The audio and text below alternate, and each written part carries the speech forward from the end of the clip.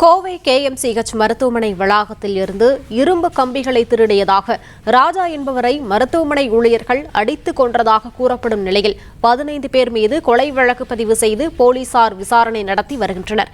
கூடுதல் விவரங்களை செய்தியாளர் நேசராஜ் வழங்க கேட்கலாம். நேசராஜ், வணக்கம். விவரங்களை சொல்லலாம். வணக்கம். கோவை சித்ரா பகுதியில் தனியார் KMCH மருத்துவமனை ஒன்று உள்ளது. இந்த மருத்துவமனையில் நேற்று முன்தினம் மருத்துவமனைக்குள் புகுந்து திருட முயன்றதாக கூறப்படுகின்றது. அப்போது அங்கிருந்த மருத்துவமனை காவலாளிகள் அந்த நபரை கையும் களமாக பிடித்து சராமாரியாக தாக்கி அங்கேயே மருத்துவமனையில் சிகிச்சையும் கொடுத்துள்ளனர்.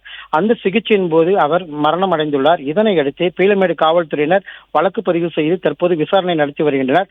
அந்த KMCH மருத்துவமனையில் உள்ள 15 பேரை பிடித்து காவல்துறையினர் விசாரணை செய்து வருகின்றனர்.